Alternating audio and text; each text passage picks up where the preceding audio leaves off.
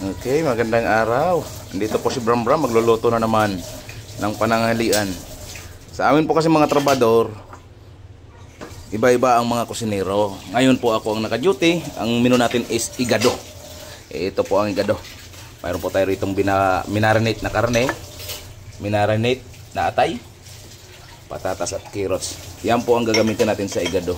Yung iba po nakakalam sa mga ganitong luto is pasensya na kayo kung kulang yung ingredients nang dahil po sa kulang din ang budget naming mga trabador.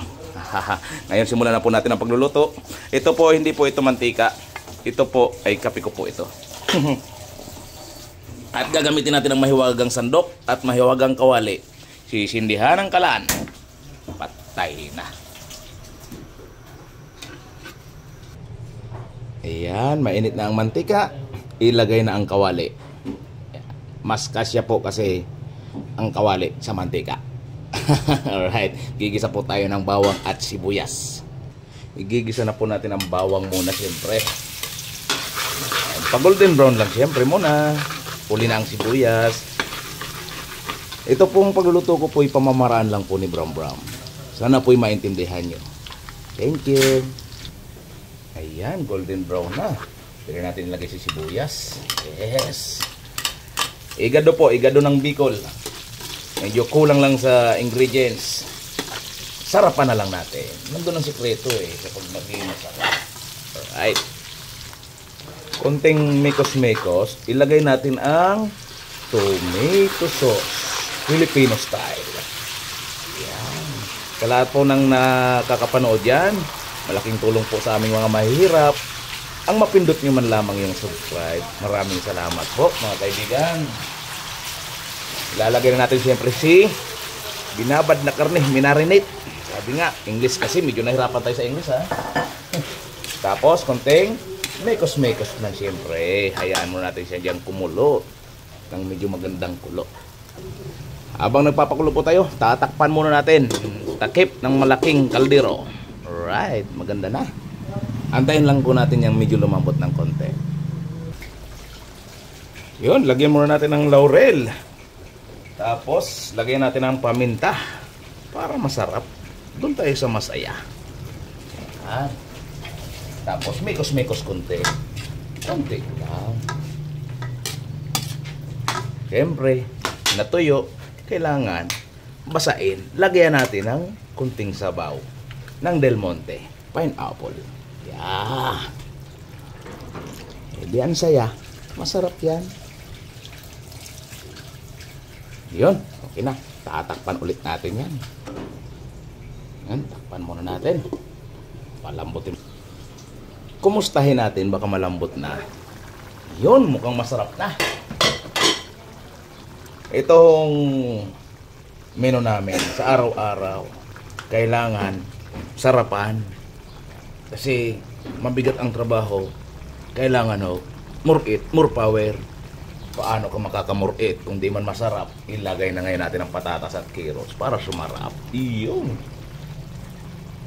Yan. Ay sasarap na talaga. Kung ganyan ba naman, kakain tayo ng masarap. Ito yung masarap na, tapos pasasarapin mo pa. Eh di mas masarap. Ilagay natin ang green paste. Aroy, pagsama-samahin natin yan. Yan po ang pamamaraan ni Bram Bram. Tapos ibubuhos mo ngayon yung atay. Aroy! Tapos mikos-mikos. Aroy! Sa pagluluto ni Bram Bram, isa lang yan ang sikreto. Para sumarap, lagyan mo nito. Pero mamaya na. Huwag tayo excited. Kunin muna natin ang liver spread. Ilagay na natin yan. Kailangan pa bang patagalin yan? Oh, diba?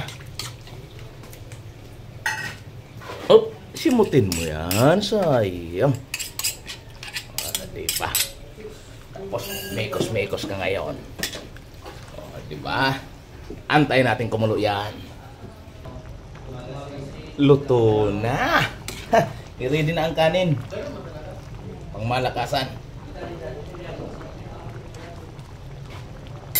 Titikman muna natin. Titikman. Titikman.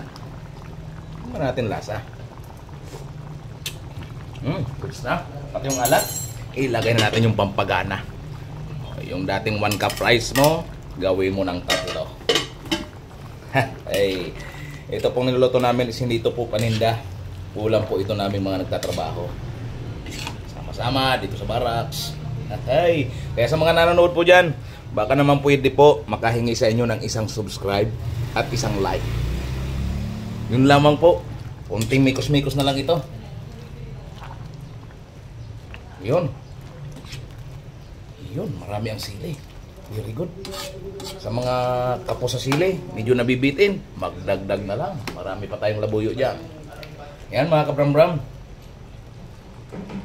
Sa mga natatakam, pwede nyo po gayahin. Tayo naman pong mga nagluluto is may tamang pamamaraan. May mga kanya-kanya tayong pamamaraan sa pagluluto. Tulad ni Bram Bram, ganyan-ganyan lang. Pero, taob kaldero mo dyan. Ay. Ayan po. Luto na. Pwede na natin ilabas ang 2 kalderong kanin para dito. Yan po, kakain po kami dyan is mga 20 yata kami kakain. Kulang, kaya medyo dinagdagan ko po sa sabaw. Diskarte na lang ho at siyempre, walang budget. Ayan po, okay na. Luto na, ilalabas na po ang kanin. Okay na po. Isarado ang kalan, patayin ang gasol. Yun. Maraming salamat po. Ayan na po. Kakainin na lang. Goodbye.